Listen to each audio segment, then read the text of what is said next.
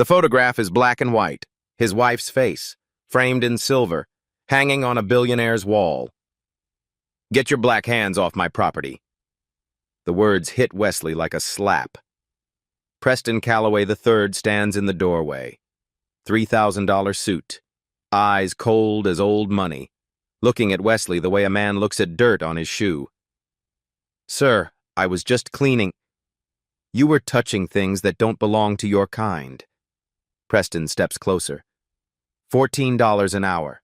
That's what we pay you people. To clean, not to touch, not to look, not to think. Wesley lowers his head. "I apologize, sir. My watch costs more than your life, boy." Boy. Wesley is 36 years old, but to Preston Calloway he will always be boy. Yet 3 hours later, that same poor black husband stands in a billionaire's hospice room, holding a photograph of his wife, dated 40 years before she was born. "Why is my wife's photo in your mansion?" The dying billionaire's answer will shatter everything. His marriage, his identity, and a murder buried for 40 years. The alarm screams at 5:15 a.m. Wesley Monroe does not hit snooze. He swings his legs off the bed. The floor is cold beneath his bare feet. The apartment is quiet except for the hum of the old refrigerator in the kitchen. Beside him, his wife Denise sleeps with one hand resting on her belly. 7 months pregnant. Their first child. A daughter they have already named in whispered conversations late at night. Wesley stands in the bathroom, splashes cold water on his face, studies his reflection in the cracked mirror, hands rough from years of bleach and industrial cleaners, back straight from pride that refuses to bend. 36 years old. 3 jobs, 60 hours a week. $14.50 an hour. He is not building a career. He is building a nursery in his mind, one paycheck at a time. In the kitchen, he starts the coffee maker. The machine gurgles and hisses, filling the small space with the smell of cheap grounds. Denise appears in the doorway, wrapped in a faded blue robe, rubbing sleep from her eyes. "You're up early," she says. Her voice is soft with morning.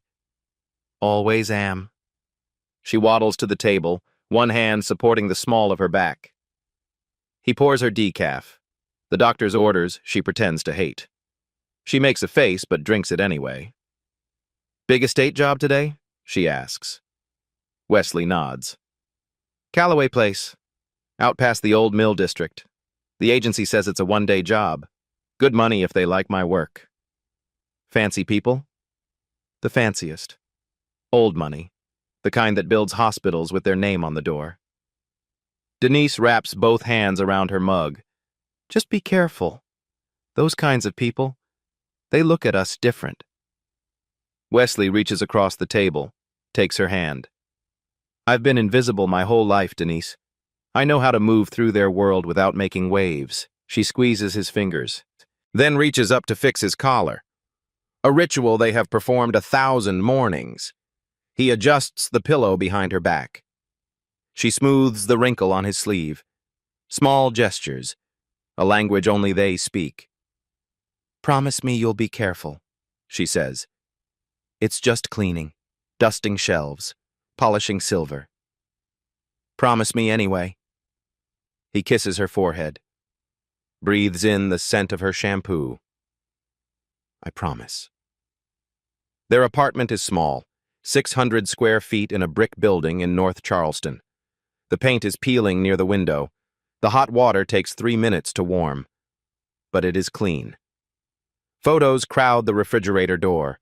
Their wedding day, the ultrasound image, a faded picture of Denise's parents. In the corner of the bedroom sits a second-hand crib. Wesley found it at a yard sale, spent 3 weekends sanding and repainting it. White, with small yellow stars stenciled along the rails. Denise cried when she saw it finished. He grabs his keys from the hook by the door. His work bag, cleaning supplies, rags, a change of clothes, his lunch in a brown paper bag, a sandwich Denise made the night before with a note tucked inside that he will not read until noon. At the door, he pauses, looks back at his wife. "I was a late adoption," Denise says suddenly. The words seem to surprise even her. Wesley frowns. "What?" "8 months old when Ruth and James took me in. Most babies get adopted right away. But I was 8 months." She stares into her coffee. "Mama Ruth always said there were complications. Never explained what that meant." Wesley returns to the table, kneels beside her chair. "Why are you thinking about this now?" Her hand moves to her belly. "I don't know. Maybe because of her. Our daughter. I keep thinking about where she comes from. Her history. What we'll tell her someday." Wesley covers her hand with his. "Her history is us, you and me. The life we're building. That's all she needs to know." Denise smiles, but something flickers behind her eyes. A shadow Wesley does not recognize. Something old, something buried. "Go," she says. "You'll be late." He kisses her once more, then steps out into the gray morning. The drive through Charleston takes 40 minutes. Wesley passes the historic district with its pastel mansions and wrought iron gates, past the waterfront where tourists snap photographs of the harbor, past the old neighborhoods where his grandmother lived before the developers came with their money and their bulldozers. He passes estates with driveways longer than the street he grew up on, houses worth more than he will earn in 10 lifetimes. Wesley does not feel envy. He feels purpose. Every dollar has a destination. Diapers, formula, a crib mattress that passed safety standards, maybe someday a down payment on something with a yard, a swing set, a place where his daughter can run. He is not building wealth. He is building safety, stability, a foundation his daughter can stand on. The Callaway estate appears through a canopy of ancient oak trees. Spanish moss hangs from the branches like gray curtains. The main house sits at the end of a quarter-mile driveway. White columns, black shutters, a porch that wraps around 3 sides. Wesley pulls around to the service entrance, signs the gate log with his name and the time, 9:14 a.m. Just another rich house, he tells himself. He has no idea what is hanging on the wall inside. The housekeeper meets Wesley at the service door. She is white, mid-50s, with steel-gray hair pulled into a tight bun. Her face looks like it has forgotten how to smile decades ago. "You're the cleaner," she says. Not a question. A statement of fact. A classification. "Yes, ma'am. Wesley Monroe. The agency sent me." She looks him over. Her eyes travel from his work boots to his canvas bag to his dark skin. Her expression does not change, but Wesley feels the assessment, the judgment, the silent calculation of how much trouble he might cause. "Follow me." They walk through a service corridor, plain walls, linoleum floor, the part of the house the family never sees. Then through a door, and suddenly Wesley is in another world.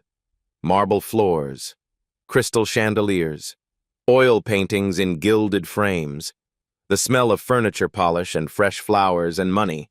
So much money it has its own scent. "The study," the housekeeper says, stopping before a heavy oak door. "Third door on the left. Dust the shelves. Polish the frames. Don't touch anything else. Don't open any drawers. Don't move any objects. Just clean what you can see." Wesley nods. He has heard this script before. Different houses, same message. You are here to serve. You are here to clean. You are not here to exist as a person. The family? Mr. Preston Callaway is in the East Wing. Do not disturb him. Do not approach him. If he speaks to you, answer briefly and return to your work. "Yes, ma'am." "Yes."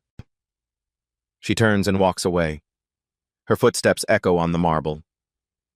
Then silence. Wesley pushes open the study door. The room smells of lemon polish and leather and old money. Dark wood paneling covers every wall. Leather chairs flank a fireplace that probably has not been lit in years. Books line the shelves. Leather-bound volumes with gold lettering. arranged by color rather than subject. Decoration, not literature. Wesley begins his work. Baseboards first, running his cloth along the edges where dust collects. Then the window sills, careful not to disturb the heavy velvet curtains. Then the shelves, working methodically around objects that cost more than his monthly rent. He moves to the wall of framed photographs. Family history on display. Black and white images of men in stiff suits and women in pearls. Factory openings with ribbon-cutting ceremonies. Politicians shaking hands with Callaways across 3 generations. A visual record of power accumulated and preserved. Wesley's cloth moves from frame to frame. Gold frames. Mahogany frames. Frames that probably cost more than his car. Then his hand stops. One frame is different from the others. Silver, not gold. Newer. Set apart from the family gallery like a secret someone could not bear to hide completely. Wesley leans closer. A black and white photograph. A young black woman, early 20s. She sits on what looks like a garden bench, surrounded by blooming roses. Her head tilts slightly to the left. A soft smile plays on her lips, not posed, but genuine. Caught in a moment of private happiness. A string of pearls circles her neck, simple, elegant, the kind of pearls a man gives to a woman he loves. The brass plate beneath the frame reads, Margaret, 1984. Wesley's breath catches in his chest. He knows this face. He has kissed this face 1,000 times. He has watched this face sleep beside him for 8 years. He has seen this face light up with laughter and crumple with tears and glow with the news of their first child. The cheekbones, sharp and elegant, the slight tilt of the head. A habit Denise has never been able to break. The small birthmark near the left ear, the one Wesley traces with his finger when they lie in bed at night. That's Denise, he whispers to the empty room. That's my wife. But the brass plate says 1984. Denise was born in March of 1984.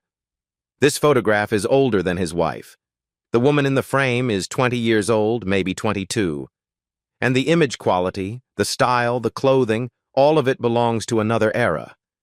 The face is identical, but the woman is not his wife. His heart pounds against his ribs. His hands tremble as he reaches for his phone. He photographs the photograph.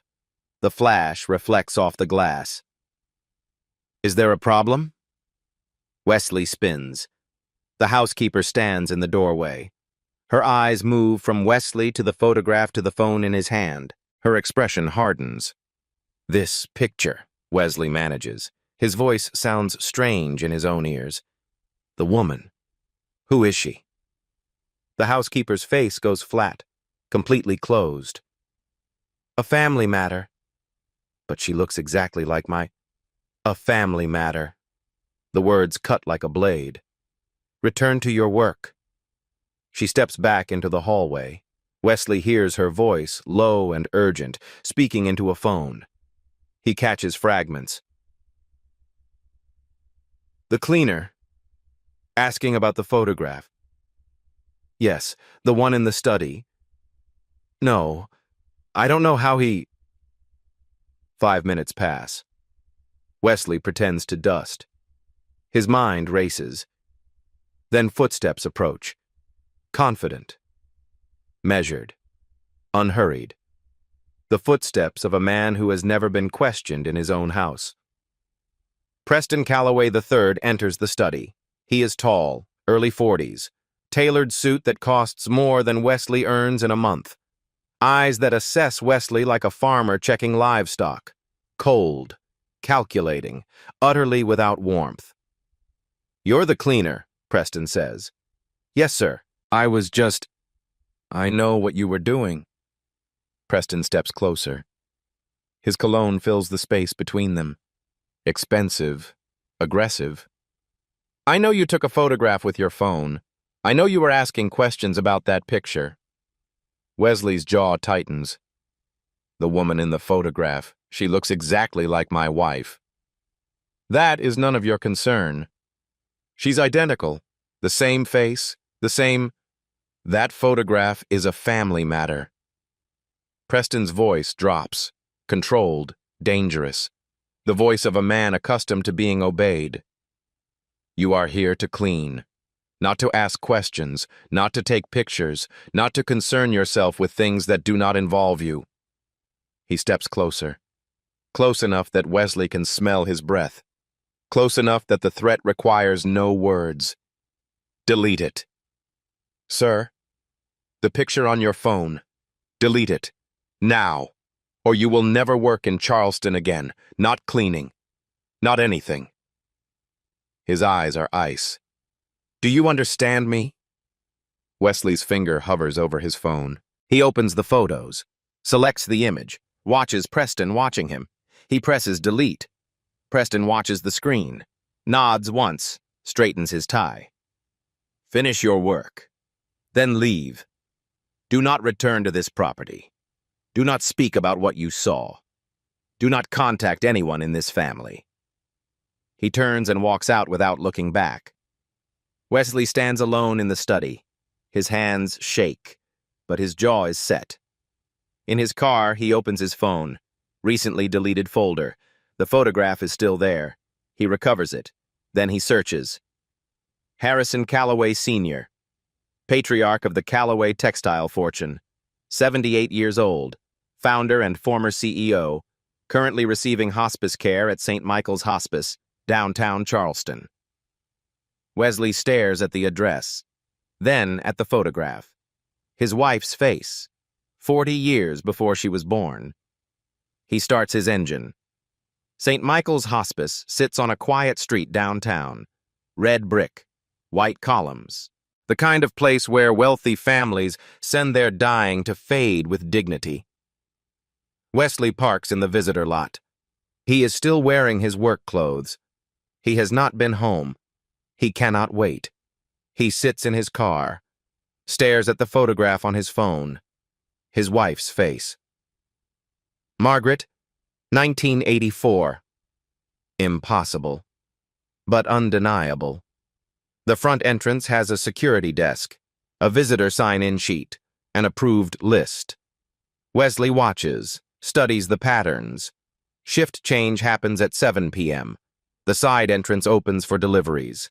At 7:12, a delivery van pulls up. The side door props open. Wesley walks in behind the driver, stride purposeful, like he belongs. No one stops him. The directory lists room 412. Calloway H. The hallway smells of antiseptic and lilies. Wesley's work boots squeak on the polished floor. His heart pounds against his ribs. Room 412. The door is slightly ajar. Wesley pushes it open. The room is private. Expensive flowers crowd every surface. Monitors beep softly. And in the bed, propped against silk pillows, lies Harrison Calloway Sr. He is thin. Oxygen tubes in his nose, skin like paper stretched over bone. But his eyes are open, alert, watching the door. Wesley freezes. He did not expect the old man to be awake. You're not a nurse. Harrison's voice is weak but clear. No, sir, I'm not. Harrison studies him, takes in the work clothes, the nervous hands, the determination in his eyes. You're the one from the estate, the one Preston called me about. Wesley blinks.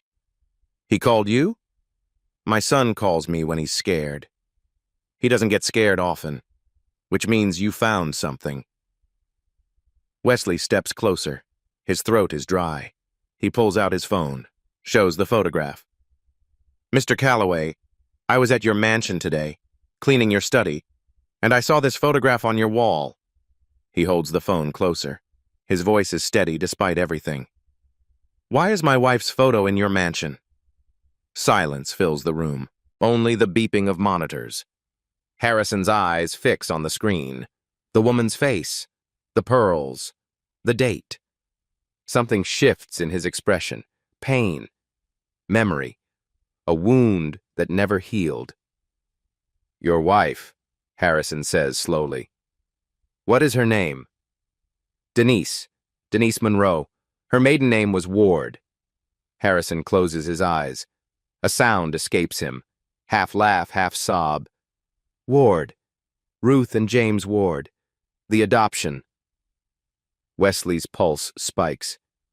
You know about the adoption? Harrison opens his eyes, looks directly at Wesley. And in that moment, Wesley sees something he did not expect. Tears. That photograph is Margaret Ward. I took it myself. Summer of 1983. In my garden. Beat. Wesley does not breathe. I loved her, Mr. Monroe. For 3 years I loved her. She was my secretary. She was everything my wife was not. And she loved me back. Beat. In March of 1984, she gave me a daughter. The words hang in the air. Wesley feels the floor tilt beneath him. Harrison's voice drops to a whisper. Your wife, Denise, is my daughter. Wesley's legs buckle. He grabs the bed rail. The room spins. That's not possible, he manages. I wish it weren't. I've wished that every day for 40 years. But Denise was adopted. Her parents were Ruth and James Ward. They raised her, Harrison interrupts. But they didn't create her. Margaret and I did. Wesley struggles to breathe. 1,000 questions crowd his mind. Why? Why was she hidden? Why didn't you? Harrison's hand shoots out, grips Wesley's wrist with surprising strength. Listen to me. What I'm about to tell you could get you killed. Wesley forces himself to focus. When Margaret got pregnant, I was a coward. I let my family's lawyers handle everything. They paid Margaret to disappear, altered the birth certificate, arranged the adoption, made my daughter vanish like she never existed. His grip tightens. In 1996, Margaret started looking for Denise, writing letters to adoption agencies, trying to find our daughter. What happened? Harrison's face darkens. My son Preston found out. And 3 months later, Margaret was sick. 12 months after that, she was dead. Wesley's blood runs cold. Dead? How? Harrison's eyes bore into his. My son killed her, Mr. Monroe. Made it look like a car accident. Made sure there was no autopsy. Had her cremated within 24 hours. Silence. Only the monitors beeping. And if you keep asking questions, Harrison whispers, he will kill you too. Wesley cannot speak, cannot move. Harrison releases his wrist, reaches under his pillow, pulls out a worn envelope. I've kept this for 20 years, waiting for someone brave enough to use it. Inside, a photograph of Margaret in a hospital bed holding a newborn baby. On the back, handwritten, My Girls, March 3rd, 1984. And a letter, in Harrison's own hand.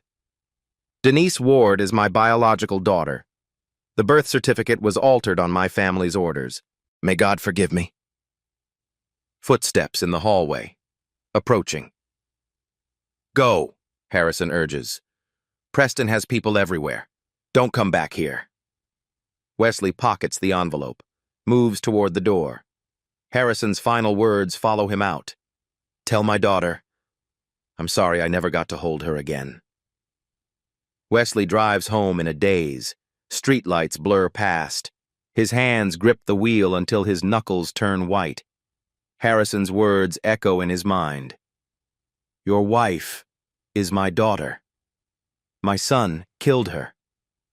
He parks outside their apartment, sits in the darkness, tries to breathe.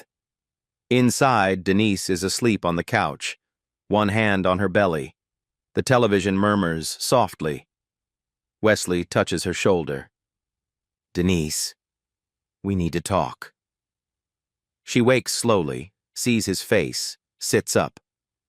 What happened? You look... Kitchen. Now. They sit at the table. Wesley lays out everything. The photograph from the mansion, the hospital photograph Harrison gave him, the handwritten letter. Denise reads. Her hands tremble. Her hands. The color drains from her face. This says I'm his daughter, the billionaire. Yes. And my mother? My real mother? Wesley hesitates. Then, Harrison says Preston killed her. Made it look like an accident. Denise goes still, completely terrifyingly still. Then she stands, walks to a drawer, returns with an envelope. Mama Ruth gave me this before she died, she says. Made me promise never to show anyone, not even you. She hands it to Wesley. Inside, a letter in shaky handwriting. My dearest Denise, if anyone ever comes asking about your real parents, run. Don't look back. Don't ask questions. They are dangerous people. They killed her, baby. They killed your real mother. And if you find them, they will kill you too. I love you more than life. Stay safe. Mama Ruth. Wesley looks up. She knew. Ruth knew everything. She was right. Denise's voice rises. And now you've walked straight into it. But we have proof. Proof! Denise explodes. Harrison Calloway is dying. He gave you a piece of paper. His son has lawyers, money, power, and apparently no problem killing people. She is shaking now, tears streaming. And you want to fight that? With what, Wesley? With what? With the truth. Don't you want to know who you are? The question hangs between them. Denise's voice drops to a whisper. I know who I am. I'm your wife. I'm carrying our daughter. That's who I want to be. Not some billionaire's secret mistake. Not a dead woman's ghost. Denise, if you keep going, you're on your own. I won't watch you get killed. I won't let our daughter grow up without a father. She walks to the bedroom. The door closes. The lock clicks. Wesley sits alone at the kitchen table. The evidence spread before him. Ruth's warning, his wife's ultimatum. He looks at the photograph. Margaret's face, Denise's face, the same eyes. He knows he should stop. The smart thing is to walk away. But Wesley Monroe has never been smart. He has just been stubborn. He opens his laptop, types, Charleston County Archives. Somewhere in this city, a woman named Margaret Ward was erased. Her daughter was stolen. Her murder was covered up. Wesley Monroe is going to prove it, even if it kills him. 1 week passes. Wesley sleeps on the couch. Denise speaks to him, but barely. A cold distance fills their small apartment. She makes his coffee in the morning. He leaves before she wakes. They orbit each other like strangers. Wesley needs help. He cannot navigate decades of buried records alone. The Charleston County Archives building is old, brick and limestone, the kind of government building where secrets go to gather dust. Wesley stands in the lobby, overwhelmed. Filing cabinets stretch in every direction. Computers hum with databases he does not understand. A woman approaches, mid-50s, gray hair pulled back, reading glasses on a chain around her neck. You look lost, she says, not unkindly. I'm looking for someone. A woman named Margaret Ward, records from 1984. The woman's eyes sharpen. Margaret Ward. I know that name. She worked for the Callaways, didn't she? Wesley's guard rises. How do you know that? Honey, I worked in these archives for 30 years. I know every skeleton in every closet in this county. She extends her hand. Lorraine Bassett, retired records clerk. Genealogy researcher now. Wesley Monroe. Lorraine studies him. You're not just curious, are you? This is personal. Wesley hesitates, then nods. Come with me, Lorraine says. Some records got sealed back then, but seals crack. They work together. Days turn into a week. Lorraine's home office becomes their headquarters, walls covered with genealogy charts, filing cabinets stuffed with yellowed documents. Wesley shows her Harrison's letter, but not the murder accusation. He keeps that back. Some things you do not share until you are certain. If Harrison Calloway wrote this, Lorraine says, we can prove paternity, but we need a documentation trail. They find it. First, Margaret Ward's employment file. Executive Secretary, Callaway Corporation, 1981 through 1984, hired at 20. Worked directly for Harrison Callaway Sr. Company newsletter photographs show them together at charity events, standing too close, eyes that linger too long. Not just an employee, Lorraine murmurs. A mistress, 3 years. Margaret resigned in March 1984. The same month Denise was born. Her resignation letter is stilted, formal, clearly dictated by lawyers. No forwarding address, no severance, no exit interview. She didn't leave voluntarily, Wesley says. She was removed. Then, the birth certificate. Filed at Charleston County, March 1984. Mother, Margaret Ward. Father, a blank line. But under UV light, something else appears.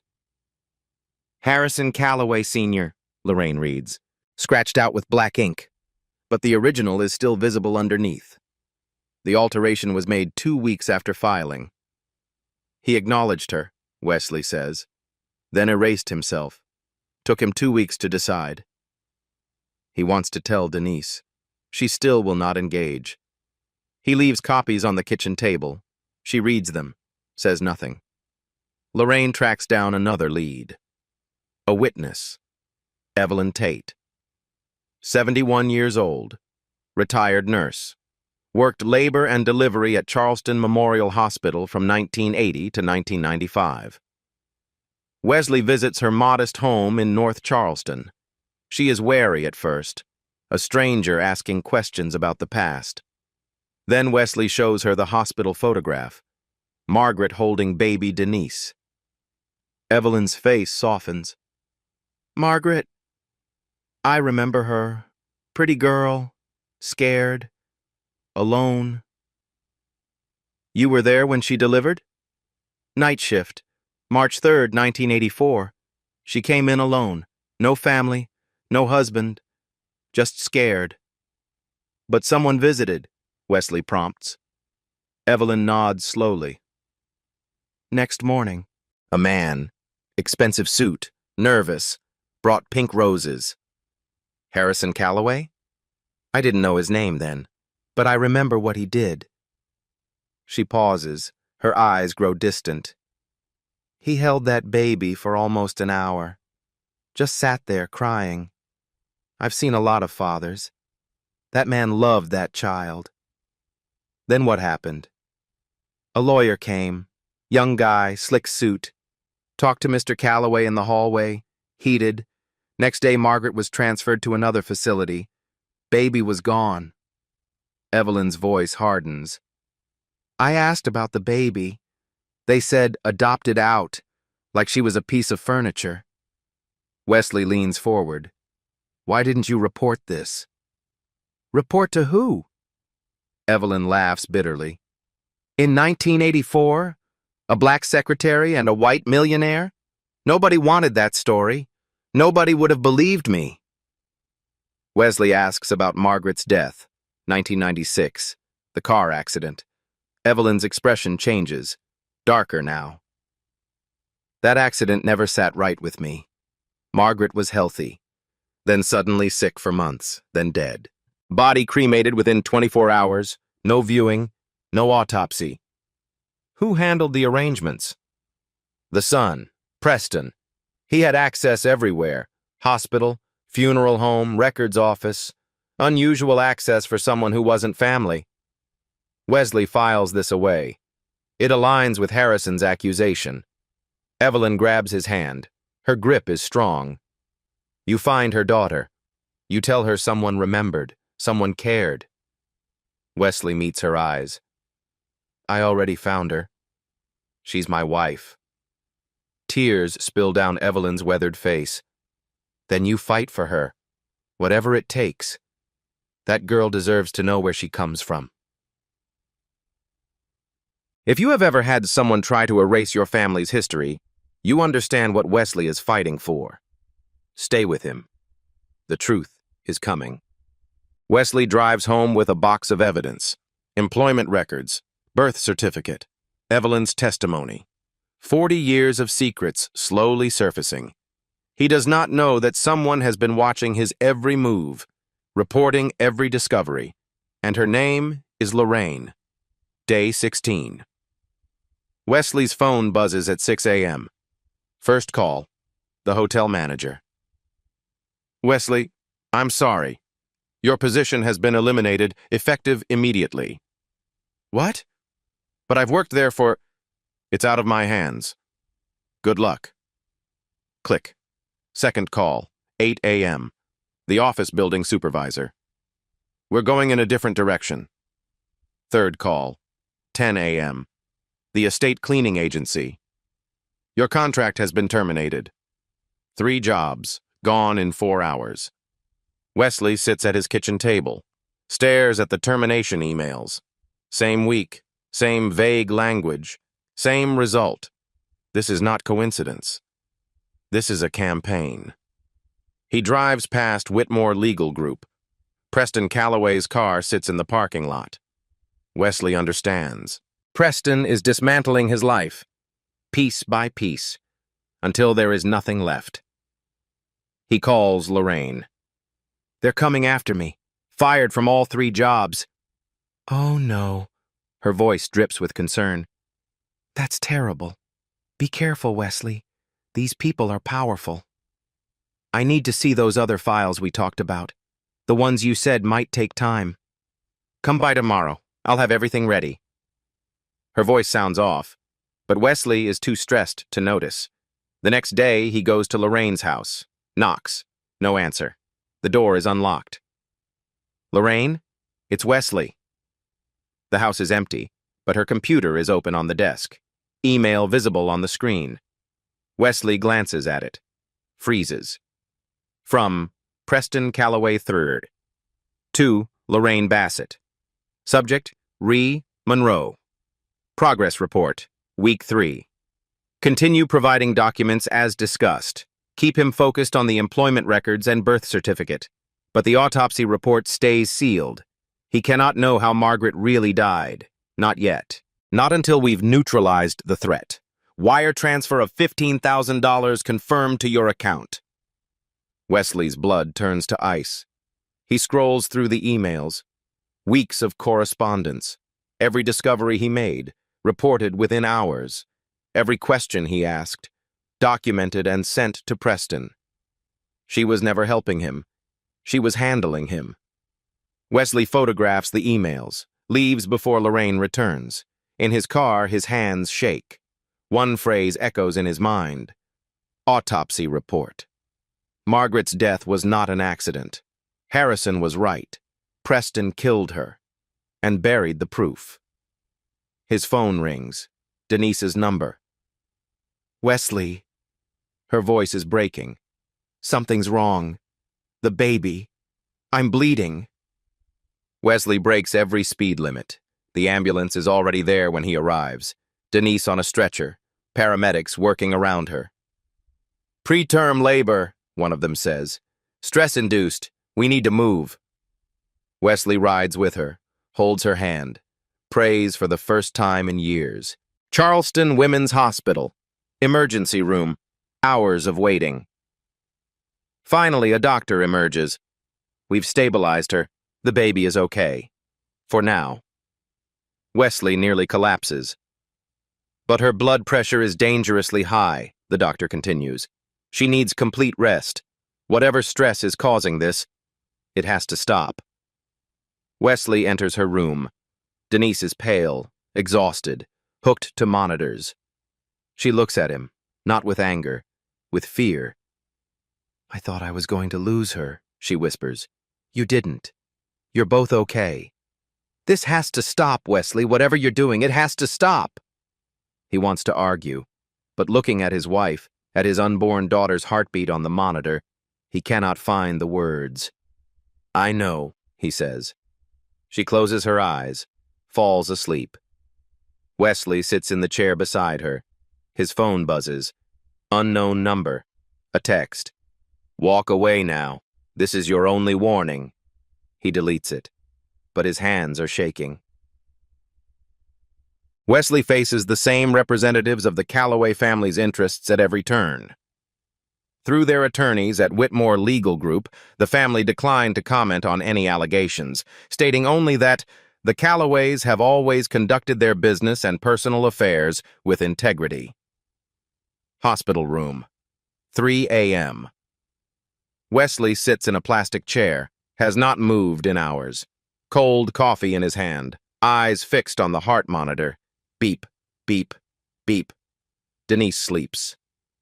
The lines on her face have softened, but Wesley cannot forget how she looked in the ambulance, the fear, the blood, the way she whispered their daughter's name like a prayer. He runs through his inventory of losses. 3 jobs, gone. No income. Rent due in 2 weeks. An ally who was a traitor. Every secret he shared sold for $15,000. A wife who almost lost their baby because of him. Because he would not stop. No one to trust. No one to call. No one coming to help. The thought spirals, darkens. I should have listened to her. Should have stopped. Wesley walks to the window. Charleston sleeps below. Streetlights glow orange. Somewhere out there, the Calloway estate sits in darkness. Somewhere out there, Preston Calloway thinks he has won. Wesley sees his reflection in the glass, exhausted, broken, alone. He reaches for his phone, ready to call Diane Crawford, the attorney he researched, and tell her it is over. Then he stops. A memory surfaces. James Ward, Denise's adoptive father. Wesley met him once, briefly, before he died. James had been a quiet man, worked 30 years in the shipyard, raised a daughter who was not his by blood but was his in every way that mattered. Wesley had asked him for Denise's hand. Old-fashioned, maybe, but James was an old-fashioned man. "A Monroe doesn't run from the truth," James had said. "A Monroe runs toward it." Wesley had laughed nervously. "Sir, I'm not a Monroe by birth." James had smiled. "You married my daughter. That makes you family, and family doesn't quit." The memory fades. Wesley looks at Denise, at the monitors, at the life they are fighting to protect. Then he looks at the photograph in his pocket. Margaret Ward, a woman who tried to find her daughter and died for it. Wesley makes silent promises. To Denise, "I will keep you safe." To Margaret, "I will prove what they did to you." To his unborn daughter, "You will know where you come from." Wesley Monroe does not pray. He makes promises, and he has never broken one. He sits back down, keeps watch. Dawn light creeps through the window, gray, then gold. Denise's eyes flutter open, focus on him. "You're still here," she whispers. "Always." A long pause. She reaches for his hand. First real touch in over a week. "You found out about Lorraine, didn't you? She called here, left a message, said she was sorry." Sorry doesn't cover it. Silence stretches between them. Then Denise speaks. "I was wrong to make you choose. If they killed my mother, if they did what you say, then I need to know. I can't live the rest of my life wondering." Wesley's heart clenches. "What are you saying?" Denise squeezes his hand. "We finish this. Together. But you have to promise me we do it smart. We do it careful. And if it gets too dangerous, we stop. I promise. Then go find the truth." She pulls his hand to her lips, kisses his knuckles. "But come back to me." This is where most people would stop. This is where the smart money walks away. But Wesley Monroe has never played the odds. And what he is about to discover will change everything. Day 22. Wesley's phone rings, Lorraine's number. He almost does not answer. "Please don't hang up." Her voice cracks. "I know what I did. I need to make it right." Wesley's jaw tightens. "You have 30 seconds. Meet me. I'll give you everything. The autopsy report, the proof of what Preston did to Margaret." Silence. Then, "Why should I trust you?" "Because when I found out what he really did, I couldn't sleep. I couldn't look at myself. The money isn't worth this." Wesley meets her at a coffee shop. Neutral ground. Lorraine looks 10 years older. Guilt has hollowed her cheeks, darkened the circles under her eyes. She slides an envelope across the table. Wesley does not touch it. "Talk first." Lorraine takes a shaky breath. "Preston contacted me 2 years ago. Said he needed someone to monitor anyone who came asking about Margaret Ward. Paid me $50,000 overtime. I thought it was just protecting family reputation. Rich people stuff." She looks down at her hands. "When you showed up, he told me to help you. Give you enough to keep you hooked. But certain files were off limits, especially the autopsy report." "Why?" "I didn't know. Didn't want to know." She meets his eyes. "But last week I looked, and I can't unknow what I saw." Wesley opens the envelope. A medical examiner's report. Margaret Ward, August 14th, 1996. Official cause of death. Motor vehicle accident, blunt force trauma. But there is another section. Stamped, sealed. Additional findings. Elevated lead levels in blood. 68 micrograms per deciliter. Toxic threshold is 40. Elevated lead levels in bone tissue consistent with chronic exposure. Estimated duration of exposure, 12 to 18 months. Finding? Death likely resulted from cumulative lead poisoning. Motor vehicle accident was proximate but not sole cause. Report sealed by family request. No criminal investigation initiated. Wesley reads it twice. 3 times. "Lead poisoning," he says. 18 months. Lorraine nods. "It's murder. Slow, deliberate.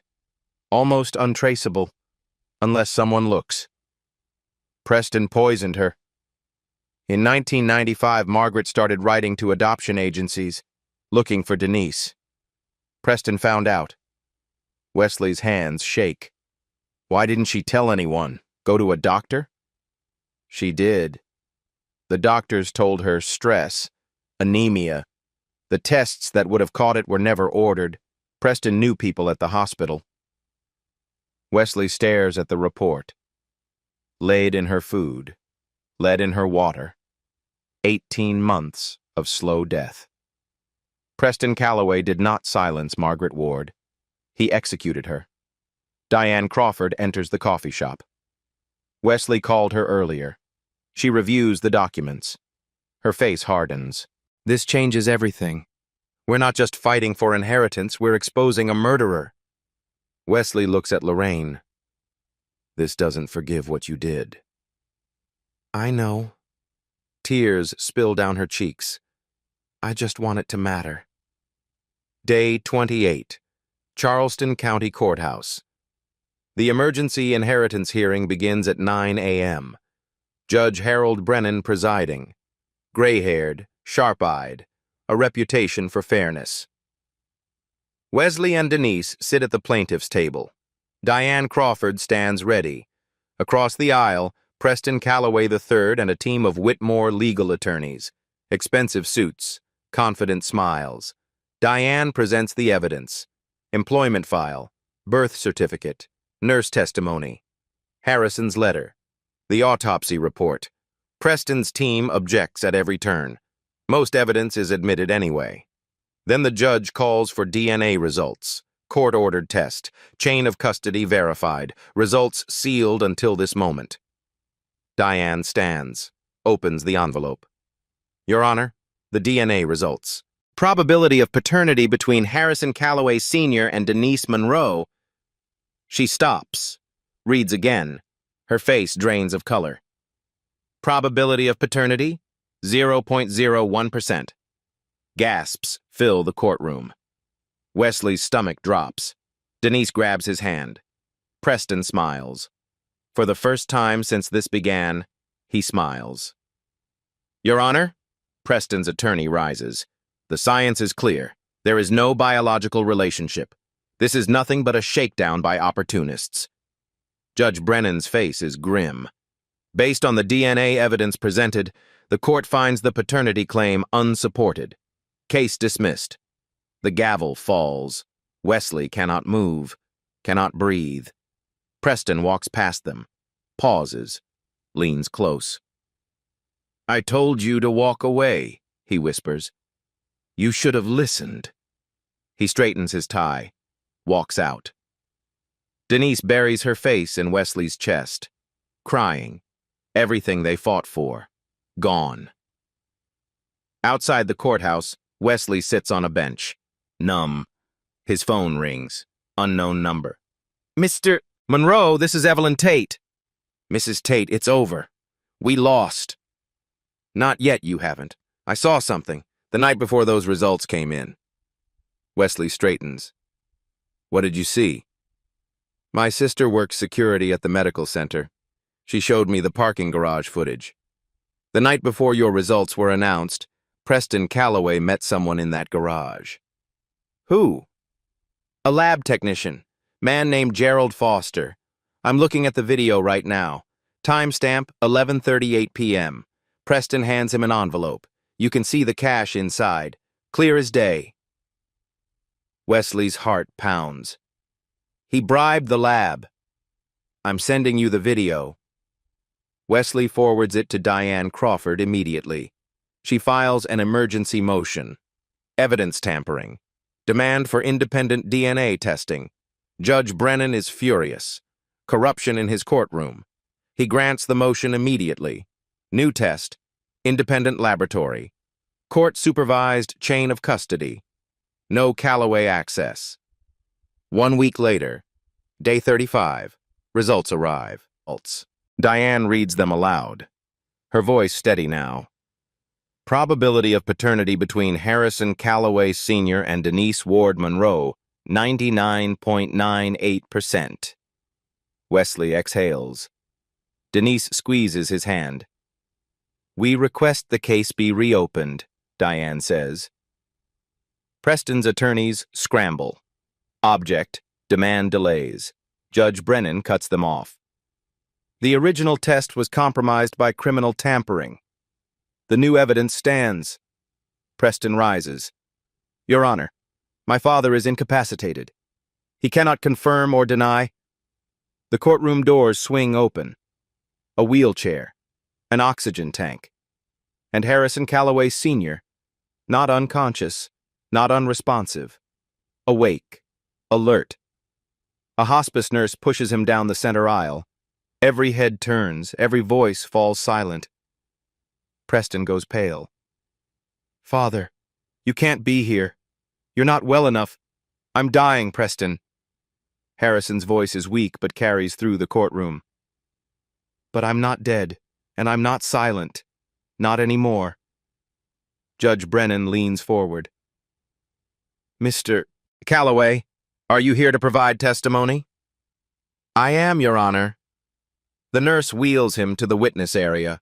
Harrison's eyes find Denise. He has not seen his daughter in 40 years. Tears stream down his weathered face. You look just like her, he whispers. Just like Margaret. Denise is crying too. Why? Why did you abandon us? Harrison's voice breaks. Cowardice. Weakness. I told myself I was protecting you. I was protecting myself. From scandal, from my family, from facing what I'd done. He straightens in his chair, turns to face the court. In 1984, I had a daughter with a woman named Margaret Ward. I loved Margaret. I was too weak to protect her. My family's lawyers arranged everything. They paid her to disappear, altered the birth certificate, erased my daughter from existence. His voice hardens. I've carried that shame for 40 years. He looks at Preston, his own son, the monster he created. In 1996, Margaret tried to find our daughter. She wrote letters, made inquiries. My son discovered this. Harrison's hands gripped the armrests of his wheelchair. And my son, Preston Calloway III, murdered Margaret Ward. He poisoned her over 18 months, lead in her food, lead in her water, slow enough to look like illness, then staged a car accident to finish what the poison started. Preston is on his feet. These are lies. Father, you're confused.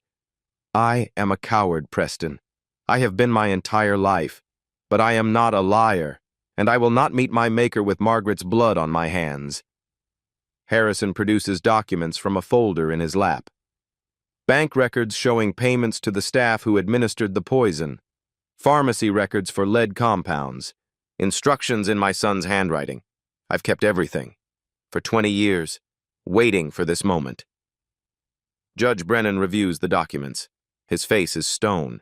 Preston Calloway III, based on this testimony and supporting evidence, you are remanded into custody pending investigation on charges of first-degree murder. You can't do this! Father! Harrison looks at his son one last time. I created you. I indulged you. I let you become a monster. This is the only way I know to stop you. Bailiffs approach. Handcuffs click around Preston's wrists. He is led away. His eyes never leave his father's face. Harrison turns to Denise, reaches out a trembling hand. 40 years too late. I know. But you are my daughter, and I am so sorry. Denise hesitates, then takes his hand. Judge Brennan speaks. The court recognizes Denise Ward Monroe as the biological daughter of Harrison Calloway Sr. and rightful heir to her portion of the Calloway estate. The gavel falls. Wesley holds his wife as she shakes with sobs. It is over. 6 months later. A small house in North Charleston. Not a mansion. Wesley refused to move to the estate. That house has too many ghosts, he said. Denise agreed. The living room is modest, clean, filled with light. And on the wall, in an ornate silver frame, hangs the photograph. Margaret Ward, summer 1983. Young, beautiful, full of hope. The brass plate now reads, Margaret Ward, beloved mother, 1961 to 1996. Denise stands before it, holding a baby, 3 months old, dark eyes, soft curls. Her name is Margaret Ruth Monroe, for both mothers, the one who gave her life and the one who raised her. Harrison died 3 weeks after the trial. Peaceful. Denise was at his bedside. His last words, "You have her smile. Take care of it." Preston awaits trial for first-degree murder. No bail, no visitors. Lorraine Bassett testified for the prosecution. She lives quietly now. Evelyn Tate received the first Margaret Ward Foundation scholarship for nursing students. Wesley joins Denise at the photograph, puts his arm around her. She'll grow up knowing where she comes from, Denise says, and who fought for her. Baby Margaret opens her eyes, same eyes as the woman in the photograph. 3 generations of women. Finally, together. The photograph is black and white. His wife's face, his daughter's wall, a dead woman's truth. Finally, home. The dead cannot testify, but the dying can. And sometimes, love leaves evidence. If this story reminded you that some truths are worth fighting for, share it. Someone out there needs to hear it. And if you want more stories like this, subscribe. We tell one every week. Wesley Monroe walked into a billionaire's mansion with a mop and a paycheck. He walked out with everything that mattered, and a photograph that finally found its way home.